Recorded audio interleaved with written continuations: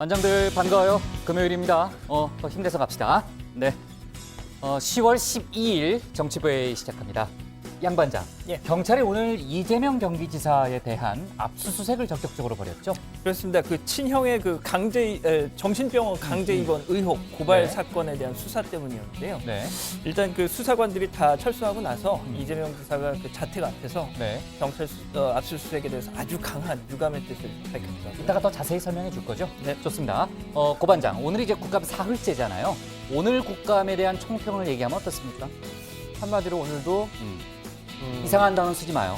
아, 정제된 단어를 써요. 그냥 준비한 말로 하겠습니다. 예, 9개 상임위에서 네. 오늘 공방이 네. 있었는데요. 네. 특히 과방위에서는 문재인 정부의 탈원전 정책을 두고 여야 네. 논쟁을 이어갔습니다. 총평 같지는 않은데 아무튼 저 다음 주 휴가 이제 사인했습니다. 가정의 가족분들 중에요.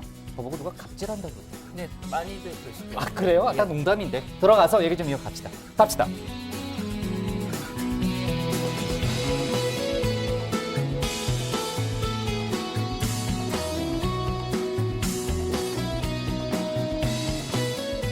네, 한장들 자리에 앉았으면 정치부회를 시작하죠.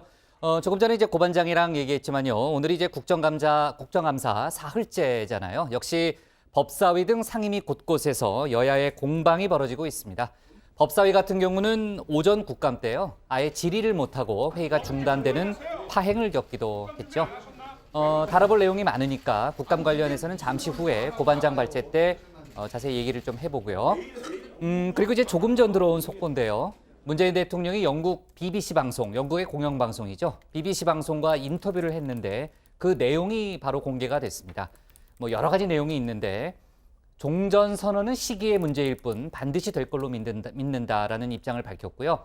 2차 북미 정상회담 관련해서는 시기적으로는 그렇게 늦지 않게 열릴 것으로 생각한다고 말을 하면서 특히 이제 북미 정상 간의 통큰 합의에 대해서 강한 낙관을 갖고 있다 이런 표현을 썼습니다. 어제 저희도 이제 다뤄봤지만은 트럼프 대통령의 승인이라는 표현이 지금 이제 국내 정치권에서 좀 논란이 되고 있잖아요. 그 대북 제재 해제 관련해서요. 관련해서도 이제 문재인 대통령이 입장을 밝혔는데 이따가 신반장 발제 때 저희가 오늘 BBC 인터뷰 내용 조금 전에 이제 전문이 공개가 됐으니까 하나하나 짚어보겠습니다. 그리고요. 남북이 15일이죠. 15일이 월요일이죠. 다음 주 월요일 판문점에서 고위급 회담을 열고 평양 공동선언에 이행 방안을 논의한다는 속보도 들어왔습니다. 우리 측 수석대표가 조명균 통일부 장관이고요. 이번 고위급 회담에서는 남북 군사공동위원회 설치, 또 이산가족 상설면회소 개소 등을 논의할 회담 일정이 정해진다고 하고요. 정부가 이달 중으로 추진하고 있는 북측 철도, 또 도로 현지 공동조사도 이번 남북 고위급 회담의 의제라고 합니다. 지금 평양예술단이 가을이 온단가요? 이제 가을 서울 공연을 하기로 일단은 약속은 한 상태잖아요. 그 공연 일정, 또 2032년 올림픽 공동 개최와 관련한 안건들도 아마 이번 고위급 회담에서 뭐 어느 정도 자세하게 뭐 얘기할 수 있을지 모르겠지만 일단은 논의된다는 얘기가 나오고 있습니다. 그리고 오늘이 이제 12일이잖아요. 그러니까 9.13 부동산 대책이 발표된 지 이제 한 달이 됐습니다. 오늘 이제 언론 보도들을 쭉 보면은 한 달이 지난 부동산 시장 상황이 많이 나와 있는데 전반적으로는 일단은 약발이 먹히고 있다. 이런 분석이 많더라고요. 시간이 많이 지나면 어떨지는 모르겠습니다만 일단은 관망세가 확산돼 있고요. 9.13 대책 이후 한 달간 매매가 상승폭이 그 전달과 비교할 때는 3분의 1 이하로 축소됐다는 그런 통계도 나와 있습니다. 부장 여기서 잠깐만 의사진행 발언 하나. 네, 뭔데요? 부장 아까 그 국정 감자라고 하셨거든요. 그래요? 그럼 도대체 그래요? 그게 뭔지 모르겠다고 많은 분들이 지금 지적을. 다시 고쳐 말하지 않았어요? 안 계속 했습니다. 감자라고 얘기하고 넘어갔어요? 네네네. 미안합니다. 국정감사. 그쵸? 감사. 예. 미안해요. 알았어요. 의사진행 발언이라는 것도 있어요, 우리가? 진행하시죠. 처음 해본 거죠. 진짜 양 반장이 지난번 한번 부장 대행한 이후에 좀 거칠어졌어요. 또 그런 말씀을 또. 네, 아주 거칠어졌어요. 어제 신 반장이 지적했잖아요, 그 점을. 자, 오늘 정치부 회의는 이렇게 구성을 해보겠습니다. 먼저 고 반장 발제를 들어보면서 사흘째를 맞은 국정감사 풍경과 정치권 상황부터 짚어보고요. 문재인 대통령 유럽 순방, 또 북미 정상회담 속보 등 외교안보 이슈를 이어서 다루겠습니다. 이명박 전 대통령의 항소심 재판 전망, 또 이재명 지사의 압수수색 소식도 다루겠습니다. 그럼 먼저 고석승 반장의 발제부터 시작하겠습니다.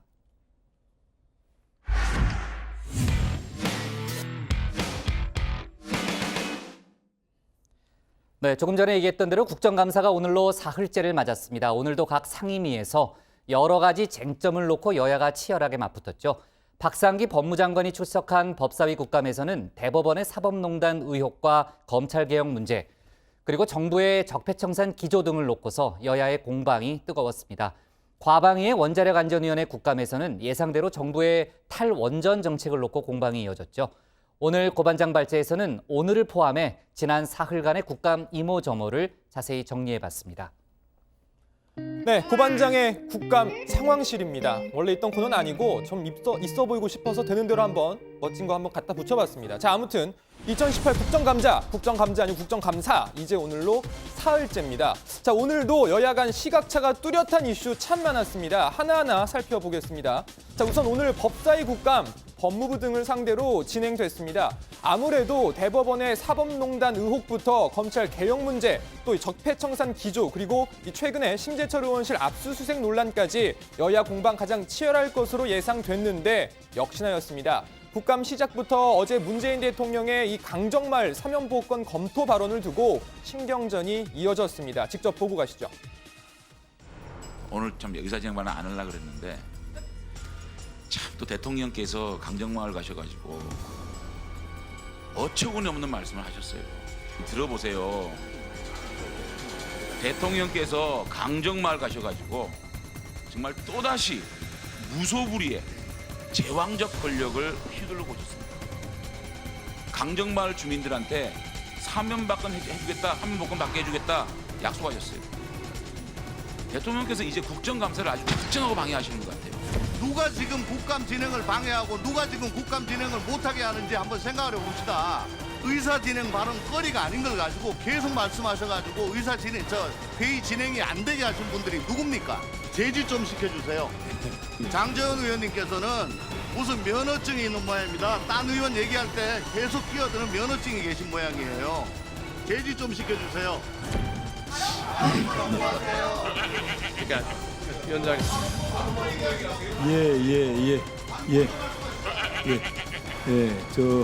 끼어들지 마세요. 그게 발언이에요?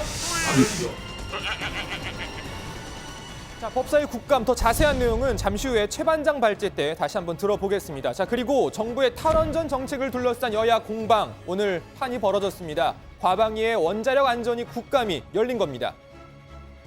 이 자리에 계신 우리 한국 원자력 정책을 이끌고 계시는 여러분들은 정말로 비겁하고 부끄러워해야 된다라고 봅니다. 판도라라는 영화 한 편 보고 원전 정책을 탈원전으로 바꾸고 있는 이 무지한 사람들, 영화는 영화고 과학은 과학이어야죠.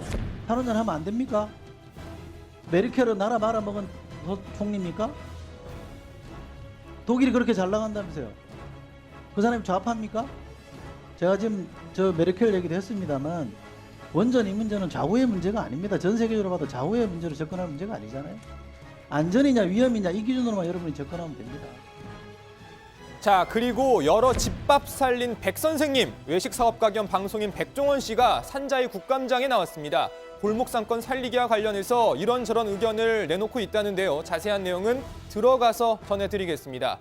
자, 각 당 국감이 시작되고 나서 첫 주말을 맞게 됐습니다. 주말 동안 사흘간의 국감 평가도 하고 전열도 재정비하는 시간을 가질 것으로 보입니다. 자, 민주당과 한국당이 말하는 셀프 중간평가 한번 들어보시죠.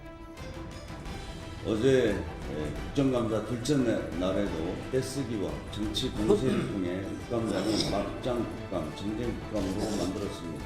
오히려 국정감사는 뒷전이고 막장 국감, 정쟁 국감만 일삼는 보수야당은 행패야말로 국민을 모욕하는 것입니다. 국정감사가 오늘로 3일째 접어들면서 어제 그제 당국의 정책 기조에 대한 기본 질의가 일단락되고 있습니다.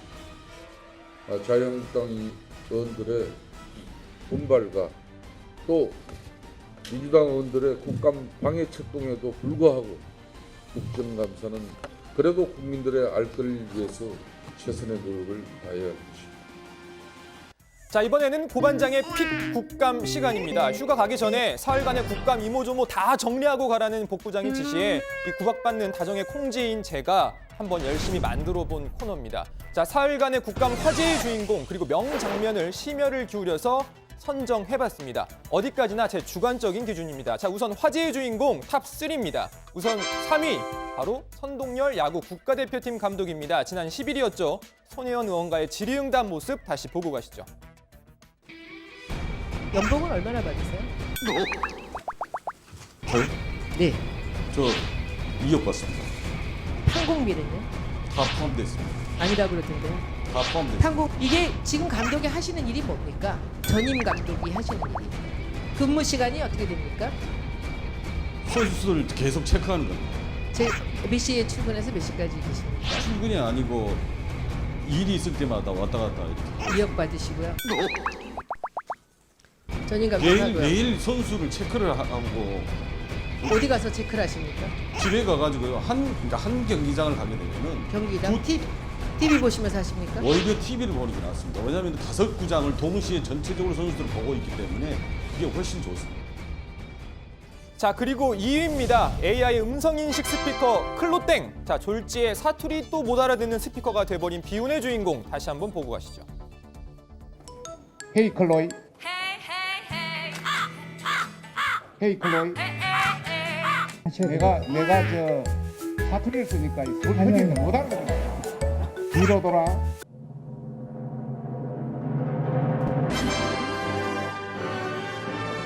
헤이 클로이.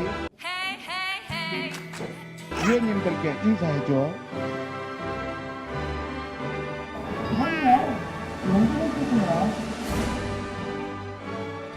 자, 대망의 1위. 그렇습니다. 모두가 예상하신 대로 우리 벵갈 고양이, 국회냥, 국감냥이 차지했습니다. 뜬금없이 국회 구경한 벵갈 고양이 정말 이 수많은 사람들이 모여있는 국감장이 낯설고 당황스러웠는지 눈을 동그랗게 뜨고 연신 철장안을 이 서성거리는 모습 참 개인적으로 여러 가지 생각이 들었습니다. 자, 이번에는 이색 소품, 이색 증인, 참고인 한번 보시죠. 자, 박대출 의원 어제 13m가 넘는 대형 현수막 들고 나와서 논란이 됐다는 소식 전해드렸는데 현수막만 이 국감장에 가지고 나왔던 게 아니었습니다. 이거 뭐라 그럽니까? 뭐라 그런지도 모릅니까? 이게 어처구니입니다. 어처구니. 어처구니가 없으면 맷돌을 못 돌리죠. 이거 어처구니를 넣어야 맷돌을 돌릴 수 있는 것입니다. 자, 문재인 정부 국정 운영을 이게 어처구니가 없다 이걸 상징한다면서 맷돌을 갖고 나왔다는 겁니다. 어이가 없네. 자, 영화 베테랑의 명대사를 따라한 것 같은데 자, 한번 그래서 찾아봤습니다. 어처구니. 자, 참고로 물론 맷돌의 손잡이를 어처구니로 부르는 경우가 있긴 하지만 그렇다고 어처구니의 어원이 맷돌의 손잡이에서 유래된 건 아니라고 하네요. 자, 그리고 어제 이 비행기에서 우리가 만날 수 있는 바로 이 항공사 승무원분. 자, 국감장에 갑자기 등장을 했습니다. 유니폼도 다 차려입고 말이죠. 자, 환노위 국감의 참고인으로 나왔다고 하는데 어찌된 영문인지는 들어가서 설명드리겠습니다. 일단 오늘 발제 이렇게 정리합니다. 국감 사흘째, 과방위 국감서 여야 탈원전 공방. 네. 보통 이제 반장들은 휴가 그냥 가는데 고반장은 일주일 전부터 얘기하네요. 안 보내줄 수가 없어요, 진짜. 그죠? 출근하자마자 사인했습니다, 오늘. 자, 그리고요. 정말 아직 사흘밖에 안 됐는데도 얘기거리가 참 많네요. 그 소품 얘기를 마저 했으니까 이색 소품 얘기를 마무리 짓고 그다음에 오늘 국감으로 넘어갈게요.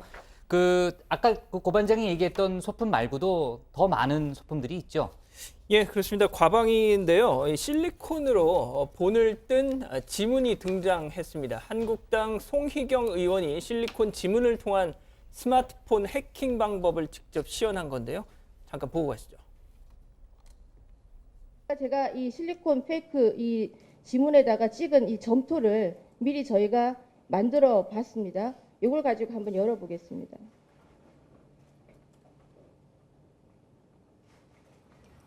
바로 열렸습니다. 제 지문이 아니거든요. 여기 로그인을 지문으로 하게끔 되어 있는 거를 제가 또 해보겠습니다. 보이시죠? 화면이 바로 들어가서 117만 원을 결제할 수 있을 정도로 그냥 뚫려버렸습니다. 보신 것처럼 남의 지문을 본떠서 쉽게 해킹이 가능하다라는 걸 보여준 건데 주민등록증상의 지문을 이용하면 이 같은 가짜 지문을 10분 만에도 만들 수 있다면서 실제 인터넷에서 실리콘 손가락이 거래되고 있기 때문에 이 지문 인식에 더해 체온, 심박, 혈류 흐름 이런 걸 확인하는 방법을 써서 실제 이 생체 정보인지 확인하는 기술이 필요하다라고 강조했습니다. 네, 참 고반장 아까 자리에 들어가서 얘기하겠다고 한 부분 중에요. 아까 그 승무원 있잖아요. 승무원 왜 참고인으로 나온 거예요? 이 항공사 승무원의 유니폼이 이 안전 업무를 담당하는 데 있어서 적합하지 않다 이런 지적이 나온 건데요. 이와 관련해서 이제 현직 승무원이 직접 증인석에 나온 겁니다. 잠깐 이야기 들어보시죠. 기내 안전 업무와 식음료를 다뤄야 되는 유니폼으로서는 전혀 기내 환경에 맞지 않다고 생각하고 있습니다. 그리고 몸이 그대로 드러나는 실루엣이 드러나는 이 디자인으로서는 여성 상품화된 이미지로 보이고요. 겨울에는 굉장히 춥고요. 그 다음에 블라우스 이 목깃이 너무 높아서 목 통증이나 피부 이렇게 부딪히는 부분에 있어서 피부 통증을 호소하는 경우도 많고. 네, 이 관련 질의를 한 바른미래당 이상돈 의원은요. 승무원들의 복장이 불편하다는 여론이 오래전부터 있었는데 도대체 이 사측에서는 알고 있었는지 모르겠다 이렇게 지적을 했습니다. 대한항공 측은 이 같은 지적에 대해서 미흡한 부분은 이미 개선을 했고 승무원의 의견을 적극적으로 반영해서 앞으로 개선해 나갈 예정이다 이런 입장을 내놨습니다. 네, 그리고 박범계 의원이요. 이번 국감 때 TV 화면에 잘 나오는 법을 강의했다. 뭐 그런 내용을 제가 들었거든요. 이게 어떤 맥락이에요? 이게 어제 산자위 국감에서 있었던 일인데요. 이 박범계 의원이 공식 질의에 앞서서 아까 야권부 반장 했던 것처럼 의사진행 발언을 이렇게 한 겁니다. 그래요? 네, 이 내용인즉슨 이 카메라가 증인석을 정면으로 비추는 식으로 배치가 돼 있다 보니까 이 TV에 얼굴이 잘 안 나온다라는 거였는데요. 박 의원은 방송 화면을 보니 장관님은 이렇게 정면을 향하는데 의원들은 피감기관장을 향해 보려면 이렇게 옆으로 봐야 되니까 정면이 아니라 옆모습이 나온다, 얼굴이 반쪽으로 나온다며 불만 아닌 불만을 토로하다가 얼굴이 잘 나오는 방법을 설명하기도 했는데요. 그 설명 한번 들어보시죠. 가능한 한 얼굴을 정면으로 국회 방송에 나오게 하려면 피감기관장의 얼굴을 보지 말고 그냥 정면을 향해서 그냥 읽으면 정면으로 나옵니다. 두 개로 분할돼서 나오죠. 이렇게 하면요, 이 화면이 제가 적어 보십시오. 네. 모양이 매우 빠집니다. 네, 사실 이 박범계 의원이 하고자 하는 말은 뭐 얼굴이 반쪽이 나와서 뭐 문제다 그런 의미가 아니라 박 의원은 국회가 행정부에 대한 견제와 감시를 하는 국정감사는 이 국회의원과 피감기관장이 마주보는 형식이 어울린다라는 의미였다라고 설명을 했습니다. 네, 사실 박범계 의원이 좌석 배치의 중요성을 강조한 게 이번이 처음은 아닙니다. 2016년 12월 달에 그 국정농단 진상규명 청문회가 있었는데 당시에도 증인과 참고인의 좌석 배치를 놓고서 이 당시 야당 간사였던 박 의원이 항의를 한 적이 있었습니다. 이 당시에 새누리당 일부 의원이 연루가 됐던 위증 모의 의혹과 관련해서 이 출석한 3명의 참고인이 우병우 전 청와대 민정수석, 조현옥 전 청와대 간호장교 이렇게 2명과 또 증인 2명이 같은 열에 나란히 앉아서 조여옥 아닌가요? 조여옥. 네, 죄송합니다. 네, 네. 같은 열에 나란히 앉아서 이 당시에 민주당 소속 의원들이 강하게 반발을 했었고요. 이 당시에 박 의원은 증인 옆에 참고인을 앉혀놓고 도대체 뭘 하자는 거냐 라면서 아무런 합의도 없이 증인 양쪽에 참고인을 앉힌 건 위증 모의 의혹을 물타기 하려는 것이다 라고 지적을 한 바 있습니다. 네. 저도 뭐 오늘 국정감사라고 그랬으니까 뭐 할 말은 없는데 또 그렇게 들리네요. 또 그런 게. 지금 이제 국감에서 여야가 공방을 벌이는 경우가 좀 일반적이잖아요. 뭐 저희도 이제 그런 장면을 많이 보게 되는데 근데 특정 사안에 대해서는 또 같은 목소리를 내는 경우도 있잖아요. 부장 지금 유튜브를 의사진행 발언이에요? 네. 네. 유튜브를 통해서 이 네. 방송을 지켜보고 있는 김영하 씨가요. 네. 아까 박범계 의원 지적에 대해서 네. 아주 좋은 얘기를 해주셨는데 네. 잘생기면 잘 나온다. 어디를 비추든. 그래요? 예. 근데 양반장이 좀 회의에 집중을 잘 하는 건가? 죄송합니다. 안 하는 건가? 이거는 너무 헷갈리네요. 네. 너무 좋은 얘기 같아요. 아무튼 제 질문은 들었어요. 아까? 그럼요. 예. 여야가 합의된 목소리 내는 경우요. 그럼 양 반장도 저기 정면 카메라 말고 우리 지미 집으로 자꾸 한번 해볼까요? 네. 이번에도 얘기가 많아요. 빨리 갑시다. 이번에도 있었습니다. 뭐 없는 사람 취급하겠습니다. 국회 정무위원회가요 어제 금융위원회를 상대로 국정감사에서 여야 의원들 한 목소리로 이 1,500조 원에 육박한 가계부채 이거 정말 걱정된다는 우려를 나타냈습니다. 민주당 재윤경 의원 이 경제 성장에 비해서 가계부채 총량 관리가 더디다면서 이 대출 규제를 푼 박근혜 정부 때 담보가치 대비 대출금 비율이 높은 위험 대출이 급증했다 이렇게 지적했습니다. 이 자유한국당 김정은 의원은요. 이 전문가들은 한국은행의 11월 금리 인상을 예상하고 있다면서 금리가 인상이 되면 이 가계부채 폭탄 터질 수 있다. 중소기업이 빚을 갚지 못해 줄도산할 우려가 있다. 이렇게 지적을 했습니다. 네, 또 뭐 어제도 잠깐 소개를 해드렸는데 해외 IT 기업들의 탈세 우려 관련해서도 여야가 비판을 쏟아냈습니다. 지난 10일 과방위 국감장은 구글 성토장이나 다름없었는데요. 박선숙 바른미래당 의원, 이 정부가 5세대 이동통신 상용화만 서두른 건 망 사용료를 한 푼도 내지 않는 유튜브에 날개를 달아주는 꼴이라면서 뭐 디지털 세든 뭐 부가세든 뭐 구글, 페이스북에 정당한 세금을 매길 필요가 있다라고 지적을 했습니다. 이와 관련해 민주평화당 김경진 의원도요. 구글의 국내 매출은 대부분 신용카드 결제로 이루어지고 있기 때문에 이 카드사 정보를 역산하면 추산이 가능하다라는 아이디어를 내놓기도 했습니다. 네. 그리고 아까 백종원 씨 모습 잠깐 봤잖아요. 뭐 어떤 발언을 했는지 좀 나온 게 있어요? 지금 아까 오후에 이 골목 상권 살리기 관련해서 네. 오늘 출석을 한 건데 조금 전부터 답변을 시작해서 그래요? 그럼 이따가 다시 얘기해야겠네요. 알겠습니다. 네, 좋습니다. 자, 오늘 기사 제목은요. 자, 국감 얘기로 가야죠. 국감 사흘째 여야 강정마을 탈원전 충돌로 제목을 잡겠습니다. 다음은 신혜원 반장의 발제를 들어보겠습니다.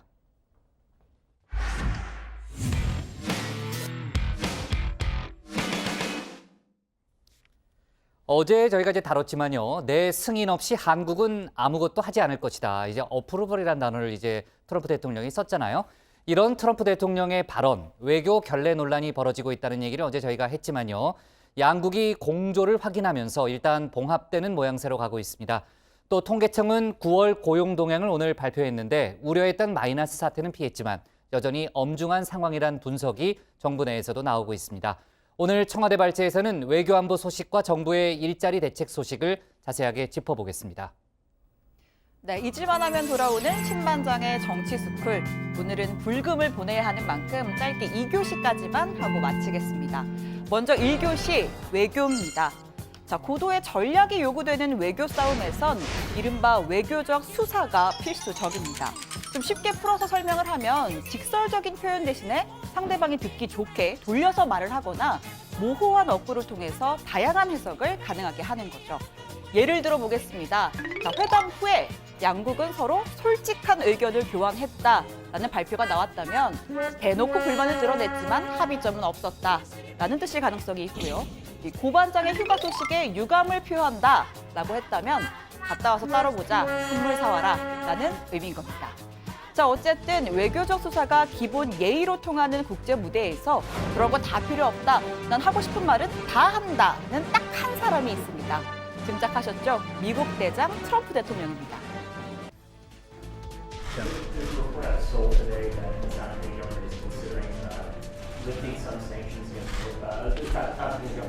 Well, they won't do it without our approval. They do nothing without our approval. Yes, they do nothing without our approval. 자, 아무리 이 미국이 세계 원탑이라고 해도 대한민국은 미국과 동맹을 맺은 주권 국가입니다. 대북 제재 해제를 위해서 협의가 아니라 승인을 받아야 한다. 좀 심하게 얘기하면 주권 침해, 적어도 외교적인 결례에 해당하는 발언입니다. 국제법의 틀 내에서 공유될 수 있는 부분을 함께 협의하고 또 그 결과를 공유하는 겁니다. 그런데 그런 승인을 받아야 한다. 저는 부적절한 표현이었다 이렇게 생각하는데, 우리로서는 감당하기 좀 어려울 정도의 모욕적인 이런 표현까지 강하게 쓰지 않았어요. 이 동등한 관계에 있는 사람들끼리는 쓰기가 참 어려운 용어일 것 같은데. 네, 이 모욕적이고 부적절한 표현, 국정감사에서 여야가 한 목소리를 낸 이례적인 풍경이었습니다.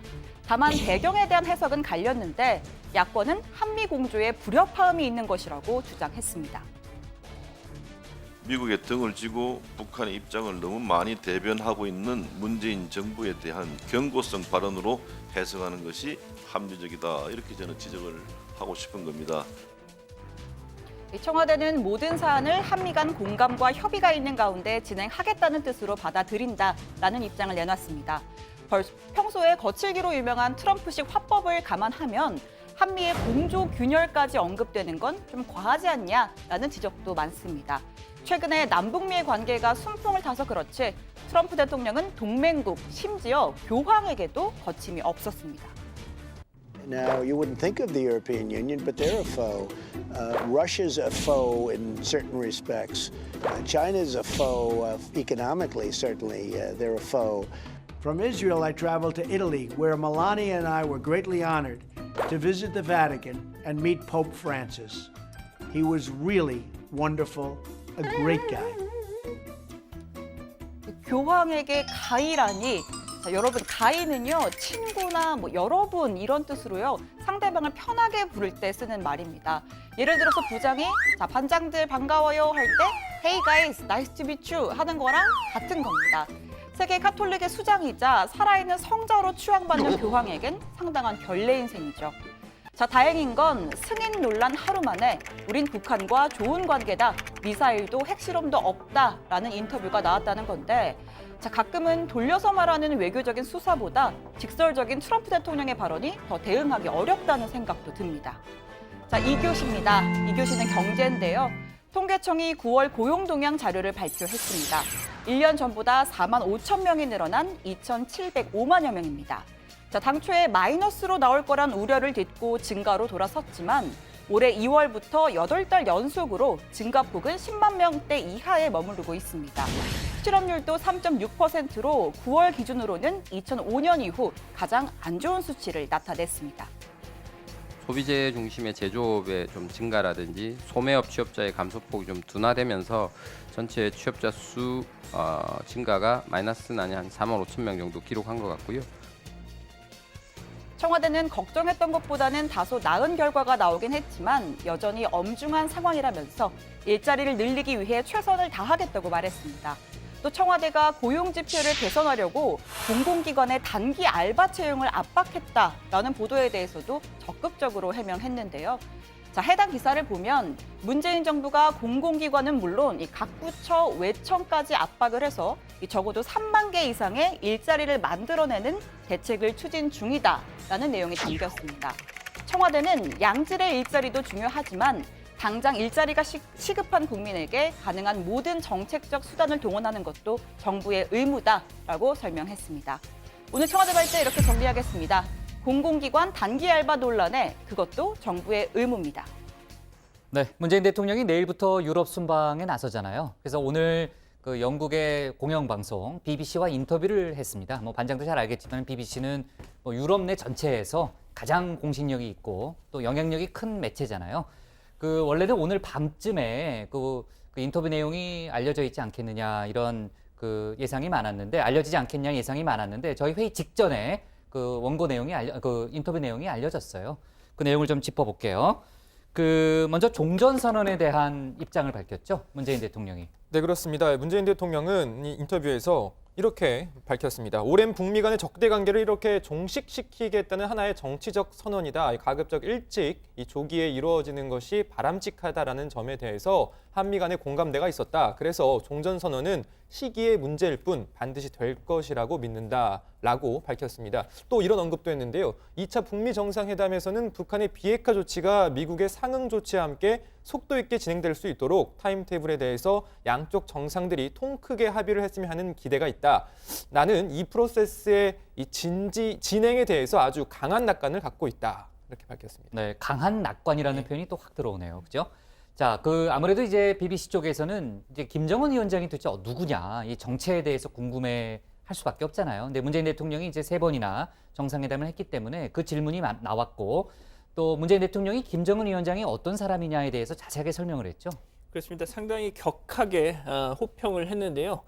김정은 위원장은 아주 젊지만 이 가난한 나라를 발전시켜야겠다는 분명한 비전을 갖고 있었고 또 아주 예의 바르고 솔직담백하면서 연장자들을 제대로 대접하는 그런 아주 겸손한 리더십을 가진 인물이었다. 이렇게 호평을 했습니다. 네, 지금 이제 양 반장이 김정은에 대한 이제 개인적 성향에 대한 이제 평가를 한 부분을 이제 소개를 했는데 오늘 BBC와의 인터뷰 내용에서는 역시 이제 비핵화에 관한 질문이 뭐 당연히 나올 수밖에 없죠. 가장 중요한 부분이니까.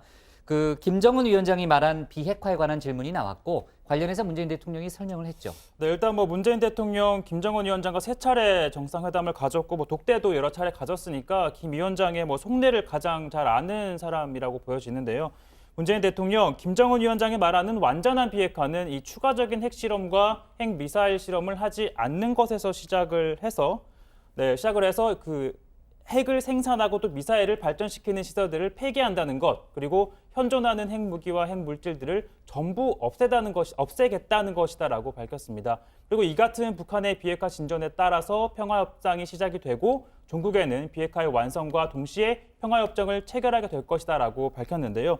그러면서 문재인 대통령은 이미 북한은 미군 유해를 송환을 했고 또 핵실험과 핵미사일 실험을 전면 중단하는 등의 조치를 취했다라고 밝혔습니다. 그러면서 이에 상응하는 미국의 조치도 제안을 했는데요. 당장 이 경제 제재의 완화가 어렵다면 이 경제 제재와는 무관한 인도적인 지원을 허용하거나 또 문화예술단이 서로 교환을 해서 방문을 한다거나 또 경제 시찰단 교환 또는 북한의 미국의 연락사무소를 개설하는 것 등의 아이디어를 제안했습니다. 네, 최 번장이 길게 얘기하네요. 역시 영어를 잘하니까 BBC 원문을 또 다 읽어봤는 모양이에요. 네, 자 재밌는 질문도 있더라고요. 그러니까 김정은 위원장하고 또 트럼프 미국 대통령 중에 누가 일하기 편하냐 이런 질문도 있었죠? 네, 있었습니다. 그 문 대통령이 제가 볼 때는 외교적 수사를 좀 발휘한 게 아닌가 싶은데 이 두 사람 모두 나름대로 독특한 스타일이 있다라고 평가를 했습니다. 그러면서 서로 다른 종류의 결단력을 보유하고 있다라고도 했는데 완전한 비핵화로 가기 위해서 전적으로 이 트럼프 대통령과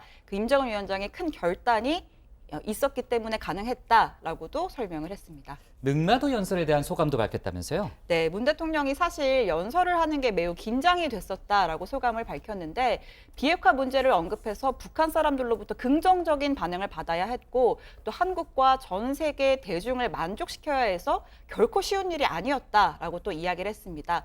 또 이 부분이 굉장히 인상 깊은데 이 김정은 위원장이 문 대통령의 연설 내용에 대해서 아무런 제한도 두지 않았다라고 강조를 했습니다.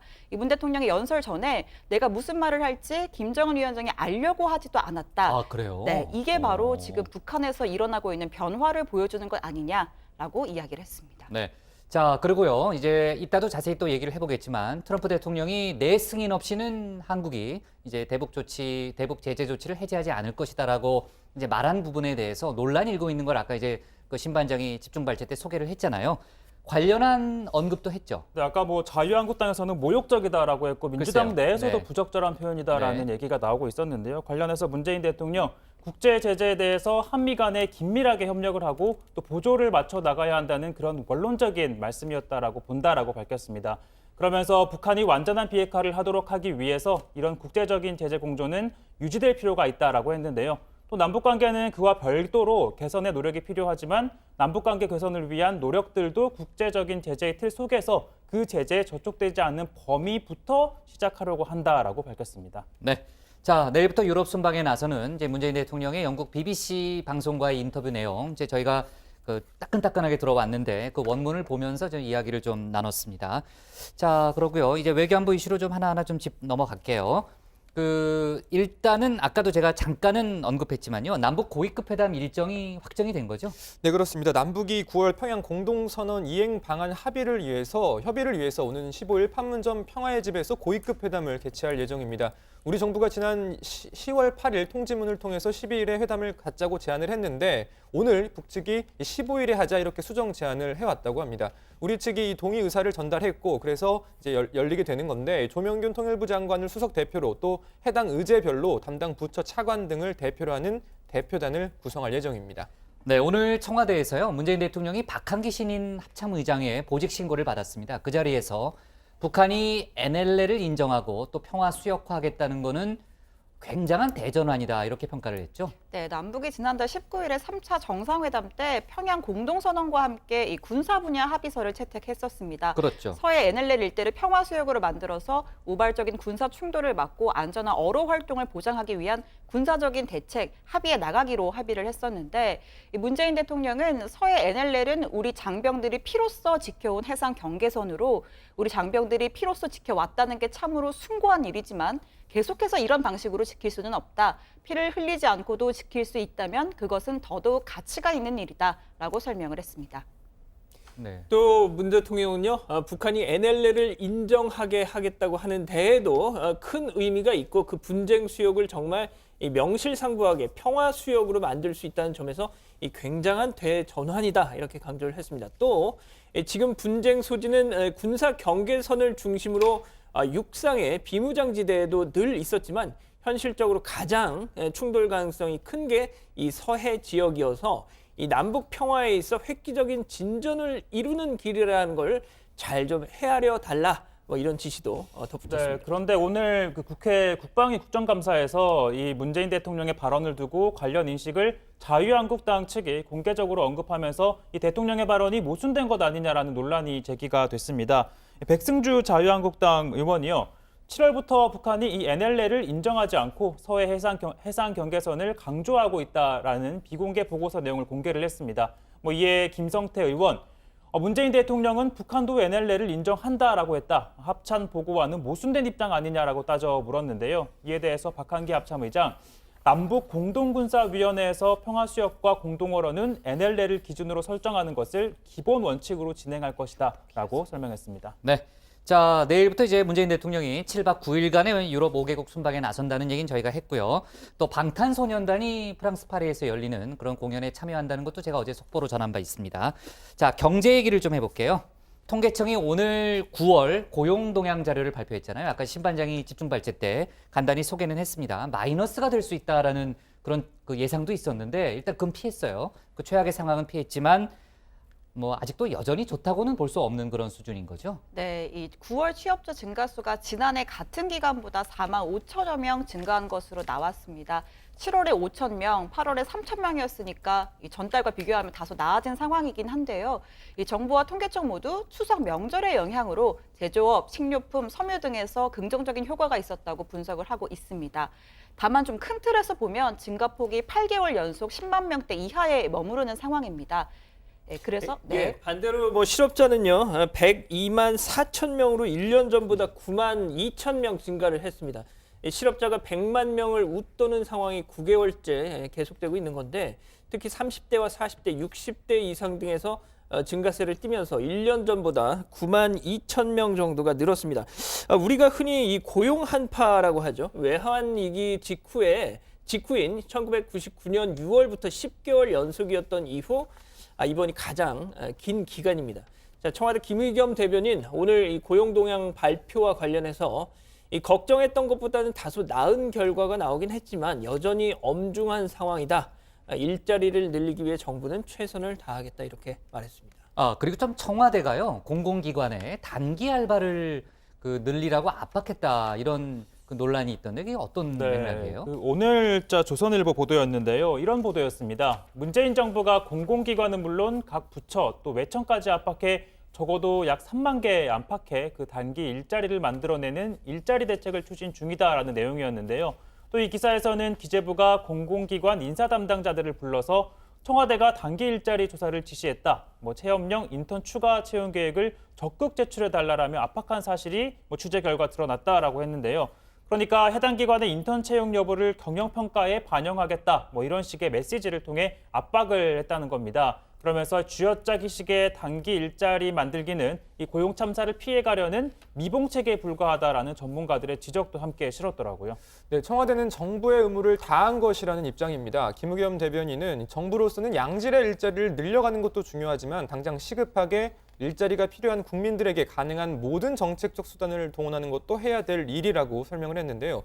지금 공공기관 중에서 채용 여력이 있고 업무상 필요하다고 생각하는 그런 곳에서 예산 문제 때문에 못했던 일자리 창출을 시급히 찾아보자고 해서 청와대, 기재부, 고용부가 공동 작업을 진행 중이라는 겁니다. 그러면서 이걸 비판적인 시각으로 일부 언론이 문제 제기를 하는데 일자리 창출은 지금 우리 정부가 가장 시급하게 주력하고 있고 대통령이 일자리 상황판까지 만들면서 하고 있는 일이다 이렇게 주장했습니다. 네, 또 다른 청와대 관계자는 왜 일자리 수석실이 청와대에 있겠느냐. 그러니까 부처와 논의하고 관리하는 게 본연의 임무다. 그런 얘기도 했더라고요. 네. 자, 조선일보가 또 후속 보도를 할지 제가 좀 지켜보고요. 그리고요, 일본이 또 독도에 대해서 도발을 했네요, 신 반장. 그렇습니다. 국회 교육위원회가 오는 25일이 독도의 날이잖아요. 그래서 그에 앞서서 현장 시찰 차원에서 22일에 이 독도를 방문하기로 했었습니다. 그런데 이 소식을 듣고 일본의 미야코시 미스히로 영토 담당 장관이 독도는 역사적 사실에 비춰봐도 국제법상으로도 명백한 우리나라의 영토다. 이 건과 관련해서는 받아들일 수 없고 지극히 유감이다. 한국 측에 강한 유감 표명을 했다라고 밝혔습니다. 유감을 표했다고요? 그러니까 아까 뭐 신반장이 외교적 수사 얘기도 했지만요. 한마디로 니네가 우리 땅에 왜 오냐 뭐 그런 뜻인데 도대체 어떤 장관인지 모르겠는데 취임한 지 얼마 안 된 장관이죠? 네, 지난 2일에 그 4차 개각 때 취임을 했으니까 지금 뭐 한 취임 열흘 정도가 됐는데 영토 담당 장관이라고요? 네, 영토 담당 장관인데 뭐 열흘 만에 망언을 내놓은 셈이고요. 이 미야코시 장관이 과거에 시네마현 오키 제도라는 곳에 가서 독도 방향을 바라봤더니 뭐 우리 영토가 있는 걸 느낄 수 있었다. 이런 발언도 했는데 제가 정확히 알아봤는데 그 장소에서는 독도 안 보입니다. 그러니까 소설입니다. 네, 정말 아베 총리 주변에 망언을 일삼는 사람들이 많이 포진해 있네요. 네, 좋습니다. 자, 오늘 청와대 발제 이렇게 정리할게요. 공공기관 단기 채용 논란에 청와대 정부 의무로 잡겠습니다. 다음은 양원보 반장의 발제를 들어보겠습니다.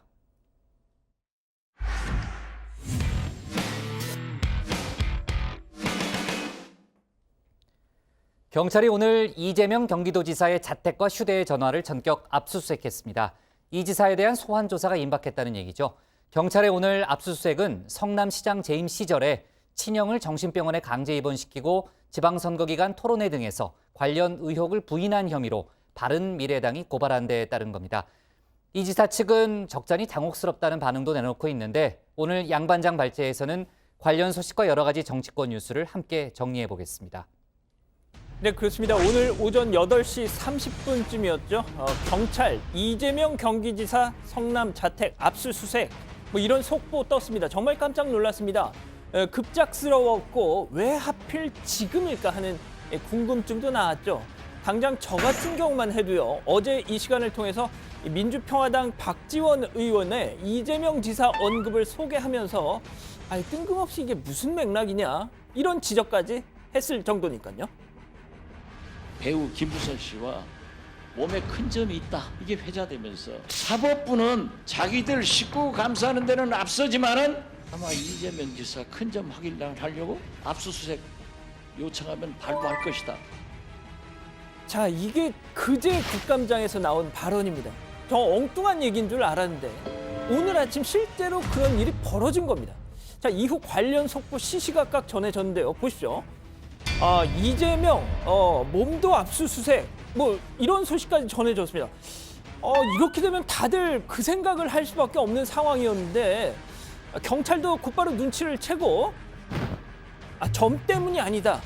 진화에 나섰던 거죠. 그렇습니다. 오늘 압수수색 바른미래당이 지난 지방선거 때 이 지사가 성남시장 재임 시절 친형을 정신병원에 강제 입원시켰다. 또 그걸 방송에서 부인했다라면서 고발한 데 따른 수사였던 겁니다. 특히 오늘 압수수색 과정에서 이 지사 휴대폰도 확보를 했다고 하죠.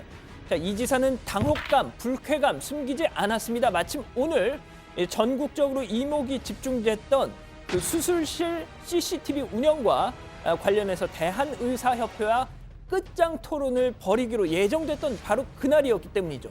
자, 이 지사 경찰 수사관들이 떠난 뒤에 자택 앞에서 짤막한 입장 밝혔습니다. 들어보시죠. 어목했던 이명박, 박근혜 정권 때도 문제되지 않던 사건입니다. 6년이 지난 이 시점에서 왜 이런 과도한 일이 벌어지는지 좀 납득하기 어렵습니다. 압수수색한 거는 내 전화기 하나입니다. 그 전화기 하나를 찾기 위해서 이렇게 요란하게 압수수색을 했는지 좀 이해가 안 됩니다. 자, 그 논란의 신체 특징 논란 관련해서도 입장을 내놨는데 이 지사 측 한 핵심 관계자 이 배우 김부선 씨의 주장과 관련해서 이 지사가 어쩔 수 없이 신체 특징을 검증할 수밖에 없는 상황 아니겠느냐라면서 몹시 치욕스러워했다는 겁니다. 자, 현재 공인된 의료기관에서 이 신체 특징을 검증하는 방안을 유력하게 검토하고 있다고 하는군요. 자, 다음 소식입니다. 오늘 하루 종일 화제가 됐던 소식이죠. 이부진 호텔 신라 사장과 현재 이혼 소송 진행하고 있는 임우재 전 삼성전기 고문. 지난 2008년 임 전 고문이 고 장자연 씨가 숨지기 전까지 무려 35번 통화를 했던 사실이 밝혀진 겁니다. 자, MBC 보도에 따르면요, 고 장자연 씨 사건 재조사 중인 대검찰청 진상조사단 당시 담당 검사 조사 과정에서 제출받은 그 장자연 씨 통화 내역을 살펴봤더니 거기에 임 전 고문 이름이 이렇게 남겨져 있더란 겁니다. 자, 진상조사단이 물론 처음부터 임 전 고문이라고 확인했던 건 아닙니다. 그 핸드폰 명의 추적을 했더니 바로 이부진 호텔 신라 사장으로 나왔고요. 장 씨의 휴대전화에 그 번호에 임우재라는 이름이 등록돼 있더란 거죠. 자, 문제는 지금부터입니다. 35차례 통화 기록에도 당시 검찰, 경찰, 임 전 고문 단 한 차례도 소환은커녕 서면 조사도 하지 않았다는 거죠. 도대체 왜 그랬을까요? 당시 수사선상에 있던 사람들 대부분 무혐의 처분 받았지만 불러서 조사하는 신용은 했었는데 말이죠. 자, 어쨌든 MBC 보도에 따르면 임 전 고문은 장자연 씨를 모임에서 본 적은 있지만 친분이 있는 사이는 아니고 통화한 적도 없다라고 했다는 겁니다. 자, 통화한 적은 없는데 35번의 통화 기록은 남겨져 있다. 자, 임 전 고문 그리고 35번의 통화 기록 둘 중 한쪽은 거짓말을 하고 있는 거겠군요. 자, 마지막 소식입니다. 앞서도 잠깐 보셨지만 선동열 감독 국감장에서 세웠다가 예기치 않은 역풍 맞고 있는 민주당 손혜원 의원. 자, 그 국감 장면을 멀리 외국에서 지켜봤던 옛 해태 타이거즈 레전드 김성환 전 감독이 중앙일보에 답답함을 토로했습니다.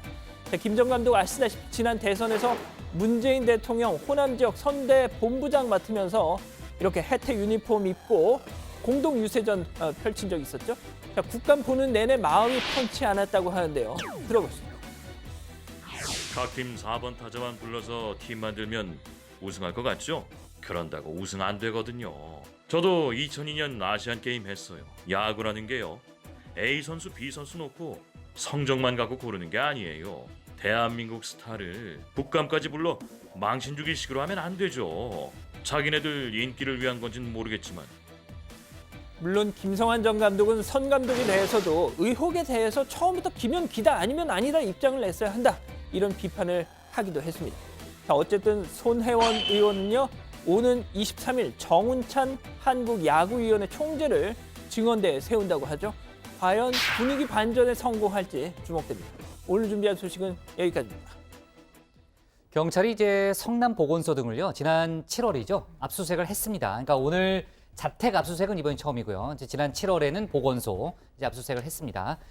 자, 그렇다면은 이게 아까도 얘기했지만 이제 점과는 관련이 없는 거고 이제 친형 정신병원 강제 입원 의혹 그리고 이제 바른미래당 김영환 후보 측이 고발한 내용이라는 점을 저희가 설명을 했는데 조금 이제 시간이 지났으니까요. 이 사안이 어떤 거고 왜 이런 상황까지 오게 됐는지 한번 정리를 좀 해보죠. 네, 뭐 많이들 기억하실 겁니다. 2012년 6월 이재명 지사의 부인 김혜경 씨가 이 지사 친형의 이 딸과 통화한 녹취가 바로 발단이었습니다. 통화 내용은 너희 작은 아빠, 그러니까 이재명 지사를 말하는 거죠. 이 작은 아빠가 너희 아버지 강제 입원을 시키려는 걸 내가 그동안 말렸다. 뭐 이런 내용이었습니다. 당시 바른미래당 등에서는 이 지사가 친형을 강제 입원시키려고 했던 사실을 이 부인 김혜경 씨가 스스로 밝힌 것 아니냐 이런 의혹을 제기했던 거죠. 네, 반면 이 지사 측은 이미 수차례 허무맹랑한 음해다라고 반박을 했습니다. 형님의 강제 입원은 형님의 부인과 딸에 의해서 이루어졌고 이를 입증할 만한 입원 확인서, 입원 동의서 등을 공개하면서 수차례 사실관계를 밝혀왔다. 또 이 루머는 오래전부터 이 지사를 흠집내기 위해서 제기가 됐던 해묵은 음해에 불과하다. 오히려 당시 정신보건법 제25조 제3항에 따라서 이재명 지사는 지자체장으로서 형님을 강제 입원시킬 수 있는 권한도 있었지만 하지 않았다라고 밝힌 바가 있습니다. 네, 경찰의 수사가 빨라지고 있는 그런 모양새니까 그 결론을 좀 지켜보죠. 자, 그리고요. 지난 8월이죠. JTBC가 고 장자연 씨 수사 관련해서 보도한 내용이 있습니다. 그 내용을 보면요. 검찰 과거사위 진상조사단이요. 이 사건을 다시 이제 되짚어봤더니 장 씨가 숨지기 전 그 1년치의 통화 내역이 통째로 없어졌다는 거예요. 그래가지고 그 의혹이 증폭됐고 그 내용을 더 추적해 보니까 지금은 변호사로 있는 당시 수사검사가 그 내역을 갖고 있었다는 거 아닙니까? 그래서 그 내역을 검찰 조사단에 넘겼다라는 게 이제 JTBC의 그 뉴스 보도 내용이었는데 그 과정에서 이제 이무재 전 삼성전기 고문의 이름이 나온 그런 모양이네요. 네, 이 진상조사단이 방금 말씀하신 당시 수사검사였던 박모 변호사가 별도로 보관하고 있던 이 통화 내역 수만 건을 건네받아서 분석에 들어갔습니다. 뭐 어떻게 보면 당시 성접대 의혹을 풀어줄 가장 핵심적인 자료인데도 그 존재 자체가 뭐 9년 만에 드러난 거였죠. 결국 통화 내역을 분석을 해서 지난 9년간 단 한 번도 언급이 된 적이 없던 이무재란 이름이 등장을 한 겁니다. 자, 여기서는 이 두 가지 포인트가 있는데요. 왜 그동안은 이 이무제라는 이름이 나오지 않았던 것인가? 또 하나는 이 35번의 통화는 또 무엇을 의미하는가 이걸 겁니다. 네.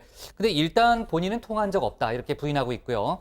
또 희한하게도 이 휴대폰의 명의자가요. 이무제 전 고문이 아니고 현재 이혼 소송 중인 이부진 호텔 신라 사장 명의였다는 거잖아요. 그렇습니다. 만약 이무제 전 고문 주장이 맞다면 장자연 씨가 이부진 사장과 전화 통화를 하고 이 사장의 이름을 그 당시 남편이었던 이무제 전 고문으로 등록을 했었던 셈이 되는 건데 글쎄요. 그건 좀 생각해보면 아무래도 좀 자연스럽지는 않지 않습니까? 뭐가 됐든 2008년도에 이 35차례의 통화가 집중됐다는 게 이번에 분석 결과인데 그렇다면 열흘에 한 번꼴로 전화를 했던 게 되는 셈이죠. 상당히 자주 연락을 한 셈인데 물론 통화 내역이 있다고 해서 그것만 갖고 곧바로 무슨 성접대 의혹 뭐 이런 걸로 연관지어서 생각하는 거는 현재로서는 당연히 무리죠.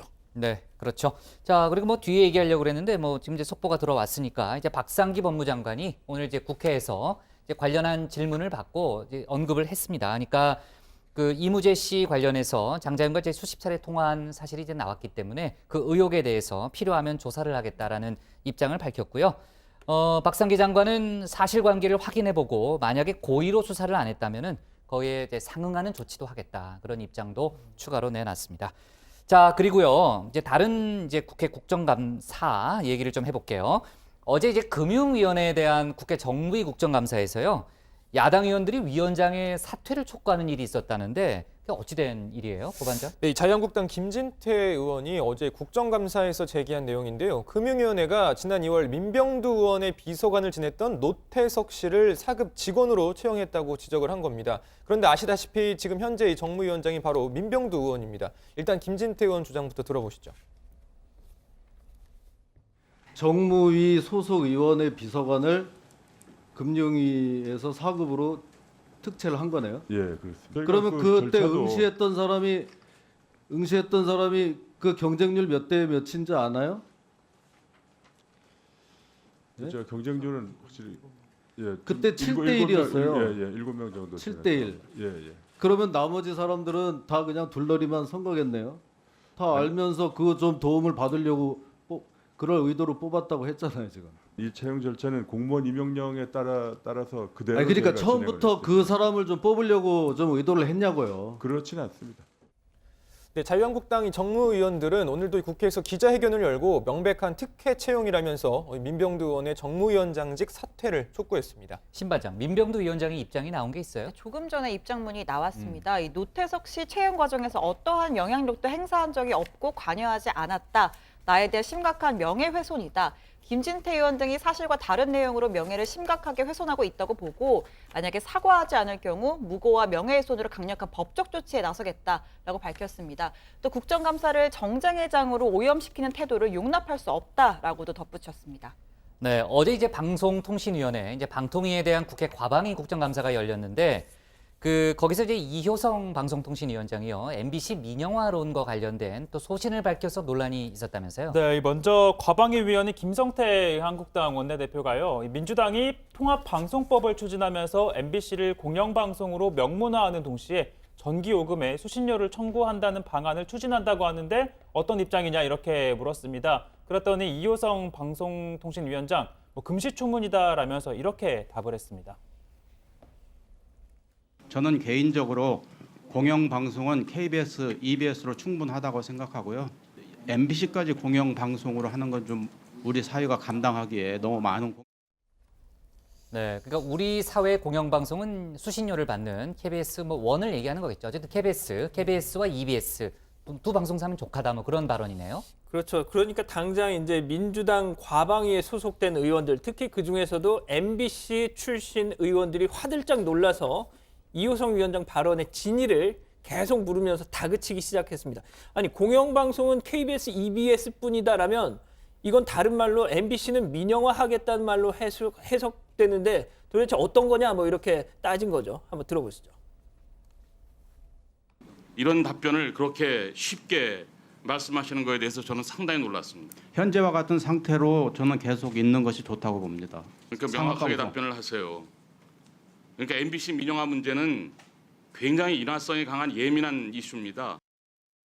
자, 여전히 이호성 방통위원장이 말을 계속 얼버무리자 역시 MBC 출신인 노웅래 위원장까지 나서서 이 위원장에게 따져 물었습니다. MBC는 그 민영화되는 게 아니냐 하는 그렇게 오해할 소지가 충분히 있는 얘기입니다. 자, 결국 이호성 위원장은 수신료를 받는 공영방송이 아니다라는 뜻이었다면서 표현이 부족해서 사과드린다라고 고개를 숙였습니다. 네, 이호성 위원장이 뭐 말을 얼버무렸다기보다는요. 이호성 위원장이 학자로서의 자기의 소신을 밝힌 거다. 이제 그런 식으로 표현을 한 건데 사실 이제 MBC 민영화 관련된 논란은 상당히 오래된 거잖아요. 왜냐하면 이제 MBC가 이제 뭐 그 지분의 70%를 방송문화진흥회가 갖고 있고 또 30%를 정수장학회가 갖고 있죠. 그러니까 그런 어떤 지분 소유 면에서 봤을 때는 공영적 성격이 강하지만 또 광고에 또 전적으로 의존한다는 점에서는 SBS하고 큰 차이는 없거든요. 그러니까 공영과 민영의 성격을 또 다 갖고 있기 때문에 그 오래된 논란입니다. 아마 그 학자로서의 본인의 입장을 아마 밝힌 게 아닌가 하는 생각이 좀 들고요.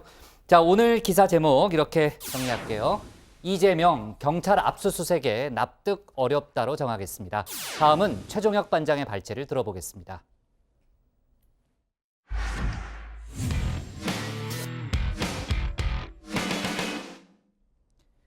1심에서 징역 15년을 선고받은 이명박 전 대통령이 고심 끝에 오늘 항소했습니다. 다스 실소유주에 대한 판단부터 유죄가 나온 모든 부분을 받아들일 수 없다 이렇게 밝혔는데요. 검찰도 어제 먼저 항소장을 제출한 만큼 이 전 대통령 측과 검찰이 항소심에서 2심에서 다시 한 번 더 치열한 공방을 펼칠 걸로 보입니다. 오늘 최 반장 발제에서는 관련 내용 등을 자세하게 다뤄보겠습니다. 자, 고민의 시간이 참 길었습니다. 항소해봤자 의미가 있겠느냐? 아니면 그래도 전직 대통령인데 사법 시스템의 공정성을 믿어야 하지 않겠느냐라며 고민하던 이명박 전 대통령. 항소 시한 마지막 날인 오늘 항소장을 제출했습니다. 자, 강훈 변호사, 이 전 대통령이 다시 한번 법원을 믿고 판단을 받아보자고 결정했다며 1심 판결의 유죄 부분 전부에 대해 항소한다라고 밝혔습니다. 자, 반대로 검찰은 무죄로 판단한 부분을 받아들일 수 없다며 어제 항소장을 제출했죠. 이에 2심에서도 치열한 법리 다툼이 예상이 됩니다. 자, 우선 이 전 대통령 측에서는요. 1심 재판부가 넉넉히 인정된다라고 본 다스 실소유주가 아니다라는 데 주력할 겁니다. 자, 김성우, 권승호 등 다스 전현직 임원들의 진술에 신빙성이 없다는 걸 강조할 것으로 보이는데요. 이뿐만이 아닙니다. 뇌물 혐의가 입증된 282 비망록의 증거 능력도 함께 문제 삼을 것으로 보입니다. 자, 이에 맞서 검찰은요. 다스 소송과 차명 재산 상속 등의 청와대와 외교부 직원을 동원한 건 직권남용이 아니다라고 판단한 점을 반박할 것으로 보입니다. 또 뇌물이 인정되지 않은 혐의죠. 돈에 대한 대가성을 입증하는 데도 주력할 것으로 보입니다.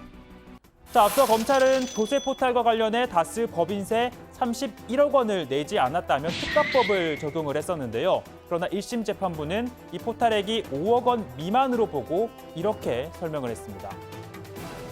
포탈세액이 5억 원을 넘지 않기 때문에 특가법 위반죄로는 처벌이 안 되고 조세범 처벌법 위반죄로만 성립됩니다. 이 경우 고발이 있어야만 공소를 제기할 수 있는데 피고인에 대한 고발이 없으므로 이 부분 공소를 기각합니다. 자, 이 말은즉슨 세금을 안 낸 건 맞지만 검찰이 적용한 법으로는 처벌을 할 수가 없다라는 판단이었습니다. 따라서 고발이 있으면 유죄 판정을 받을 가능성이 크다는 의미인데요. 한승희 국세청장, 법과 원칙에 따라 처리할 것이다라고 말해 고발 가능성을 내비쳤습니다. 자, 이러한 가운데 이명박 정부 당시 경찰의 댓글 공작을 총지휘한 혐의를 받고 있는 조현호 전 경찰청장, 오늘 검찰로 송치됐습니다. 재직 당시 아래 조직들을 동원해 정부의 우호적인 대응글 3만 3천여 건을 이 온라인에서 작성하게 한 혐의를 받고 있죠. 특히 전직 경찰 총수가 경찰의 수사를 받고 또 구속이 돼 경찰서 유치장에 수감된 불명예도 함께 안아야 했습니다. 경찰 조직의 총수를 지낸 분을 저희 손으로 구속을 시킨 분에 대해서 저 또한 이루 말할 수 없이 마음이 착잡합니다. 하지만 불법 행위가 수사를 통해서 규명이 되었고 그에 대해서는 책임을 져야 되는 것은 또 법치국가의 당연한 국가에서 당연한 거라고 생각합니다. 그래서 자, 한편 검찰 과거사위원회는요. 전두환 독재 정권의 고문 피해자인 박종철 열사와 김근태 전 의원 사건의 검찰이 사건을 은폐하고 또 축소하는 데 가담했다고 밝혔습니다. 자, 박종철 열사의 경우에는요. 검찰이 직접 수사를 하려고 했지만 검찰총장이 관계기관 대책회의에 다녀온 뒤 중단됐다고 합니다. 또 이 책상을 탁 치니 억하고 쓰러졌다라는 당시 강민창 치안본부장의 발표도 거짓이라는 걸 알았지만 그 이후에 수사에서 그를 무혐의 처분을 내립니다.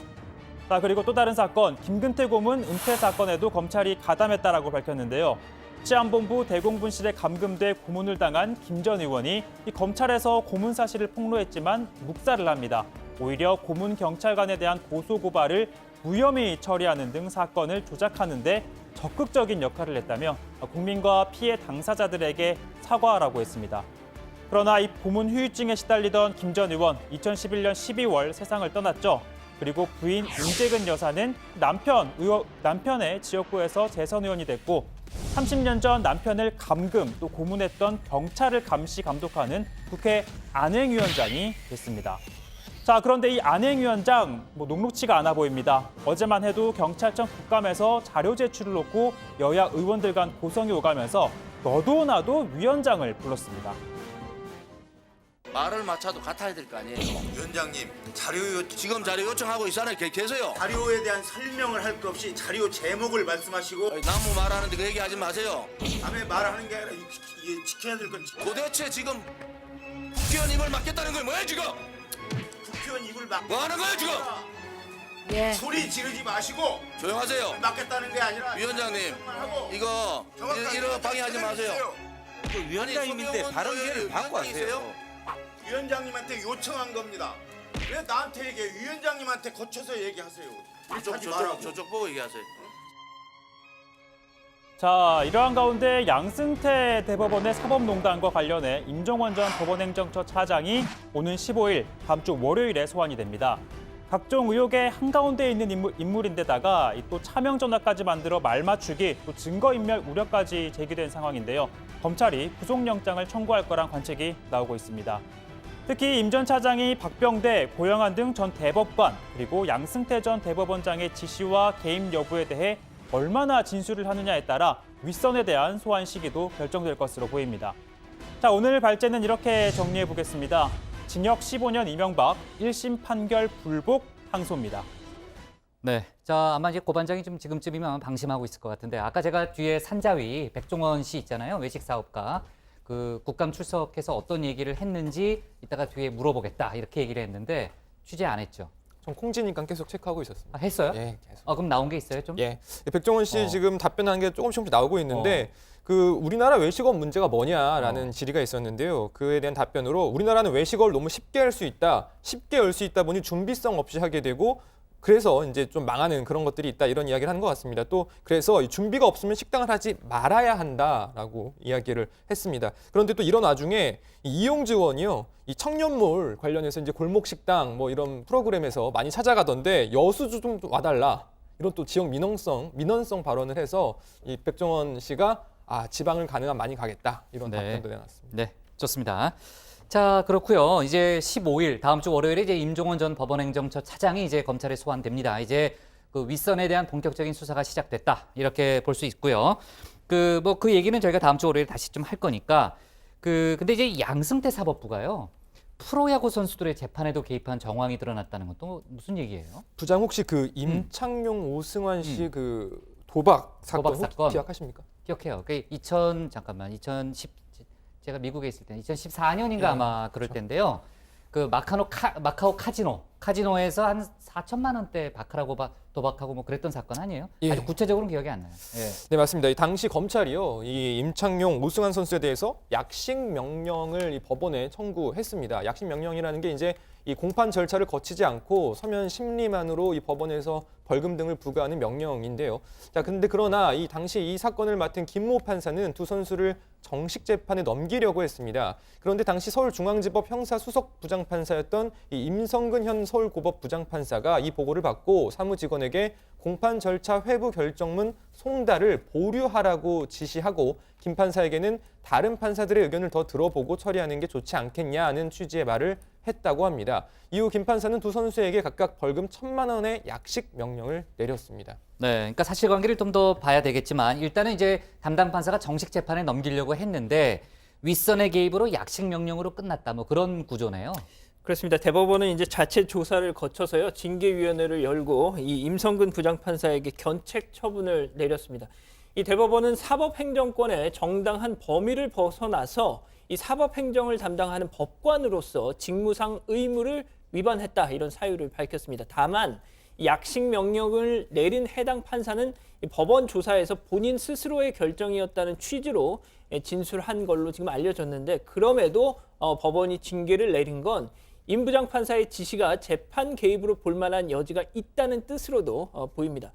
자, 검찰 관계자는요, 직권남용 혐의로 형사 고발해야 하는 사안이라면서 실제 재판 결과가 뒤집힌 것인지도 살펴볼 것이다 이렇게 밝혔네요. 네, 저는 무엇보다도 일단 벌금으로 좀 일단락이 된 상황에서 다시 이 사건이 좀 수면 위로 떠올랐기 때문에 당사자들의 심경이 또 어떨지가 궁금한데 지금 프로야구 포스트 시즌 일정이 확정이 됐습니다. 현재 1위에서 4위를 달리고 있는 뭐 두산, SK, 한화, 넥센 뭐 사실상 진출이 확정이 됐고 와일드카드 한 자리를 놓고서 지금 기아, 삼성, 롯데, LG 4개 팀이 뭐 한 게임에서 2게임 차이로 계속 좀 승부를 벌이고 있잖아요. 그래서 좀 네. 저희 그 스포츠 회의도 아닌데 그렇게 자세하게 경기 분석까지 해야 되는지 모르겠는데 근데 정말 토토 그거 하는 거 아니에요? 그게 아니라 그 자꾸 이 순위 다툼을 하면서 연장전을 가고 막 기아랑 롯데랑 연장 가고 이러니까 그렇죠. 예. 정치부의 시간에 중계가 겹치더라고요. 아 그런 적이 있죠. 네, 그래서 안타까워서. 네. 네, 아 그래요? 그렇습니다. 아무튼 네, 또 좋습니다. 그리고 예. 또 그 기아랑 롯데랑 또 어제부터 3연전을 치르고 있습니다. 기아가 이 중에서 한 게임만 승리해도 포스트 시즌 진출할 수가 있는데 어제 졌거든요. 4대 0으로. 그리고 오늘 임창용 선수가 선발로 등판을 하죠. 그래서 만약에 오늘 2차전까지 내준다면은 롯데에게 역전을 당할 수가 있고 3차전도 장담을 할 수가 없는데 42살 노장의 어깨에 무거운 짐이 놓여 있다라고 볼 수가 있습니다. 이 도박 사건이 사법농단에 연루가 된 것으로 드러나면서 더 부담이 크지 않을까 싶습니다. 네, 신반장 아무래도 수상해요. 근데 42이 노장은 아니죠. 우리 양반장도 옆에 이렇게 양반장 네. 노장 맞네요. 베테랑이라고 노장 보죠. 맞아요. 베테랑. 네, 네, 베테랑. 좋습니다. 네. 아무튼 그 지금 유튜브 가족 여러분들이 네. 신혜원은 도대체 정체가 뭐냐 지금 그런 글을 막 근데 올리시는. 신반장이 옛날에 그 무슨 그 보드인가 스노보드 무슨 대표도 하고 그랬잖아요. 학교 대표도 저 하고. 공부만 했습니다. 알았습니다. 아유, 좋아요. 자, 오늘 기사 제목 이렇게 잡을게요. 나머지 얘기는 생략할게요. 자, 징역 15년 MB 1심 판결 불복해 항소로 제목을 잡겠습니다.